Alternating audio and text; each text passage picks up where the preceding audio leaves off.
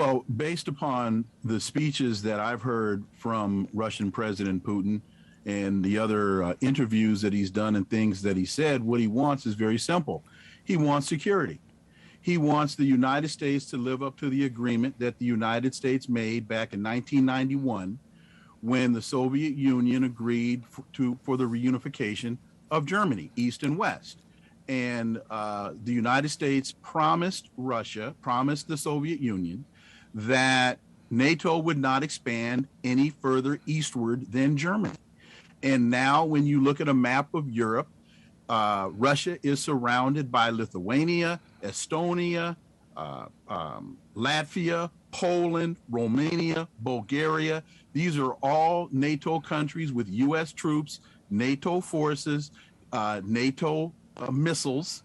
And Vladimir Putin has been saying very clearly for 12, 13 years, we're only going to let you go so far.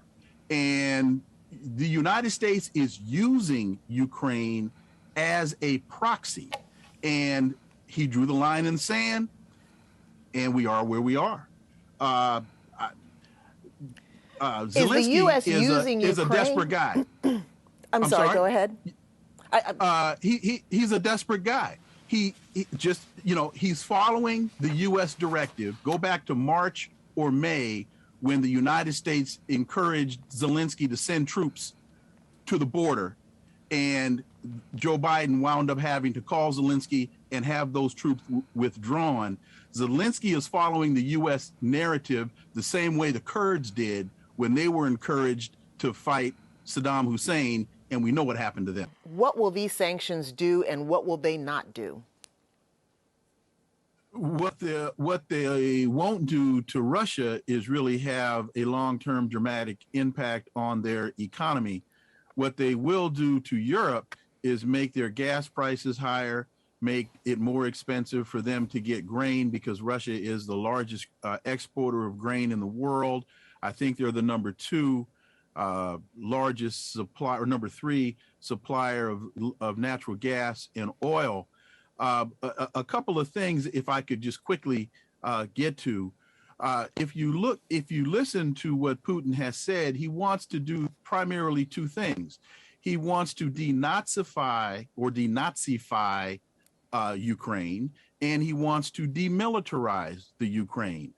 The United States narrative keeps talking about democracy, democracy, democracy, but the one thing that never gets answered is, why did the United States go into the Ukraine in 2014 and overthrow their democratically elected government and install a pro-America government when that was not the government that was elected by the Ukrainian people? The other thing that Putin is doing is protecting what are known as ethnic Russians in the Donbass region, Luhansk and Donetsk, as they are being attacked and shelled by the Nazi Ukrainian forces from the West. Again, this isn't being discussed. In fact, 4 days before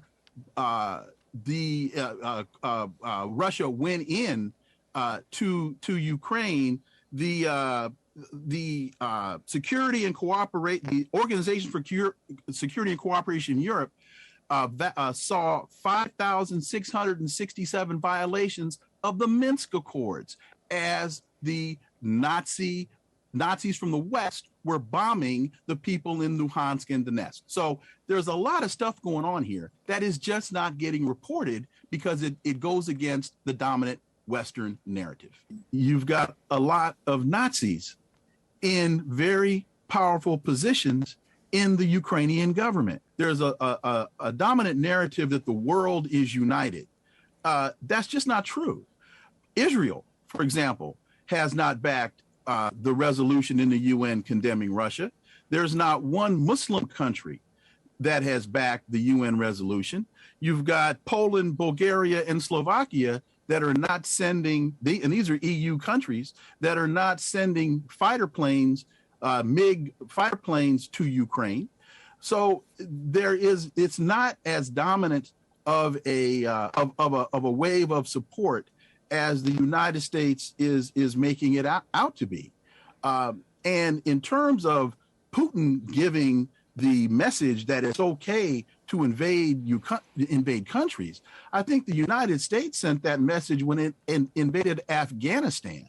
I think the United States gave that message when it invaded Syria. I think the United States gave that message when they murdered Muammar Gaddafi in Libya.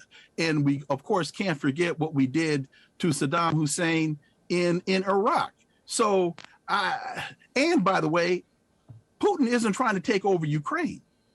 If he wanted to do that, it would have been done 3 or 4 days ago. So what is he trying to do if he's not trying to take over Ukraine? He's trying to demilitarize and denazify the country. And in the process is invading and destroying civilian locations, and civilians are dying along the way, being killed along the way. And the accusation that the Ukraine is run by Nazis that's debatable, and it's also hard to understand. I didn't say it was run by. I didn't say it was run by Nazis. I didn't say it was run by Nazis. What I said is there's a very strong Nazi contingent called the Azov Brigade in Ukraine that the United States, through the CIA, has been funding, training, and used in 2014 to overthrow the democratically elected government of Viktor Yanukovych.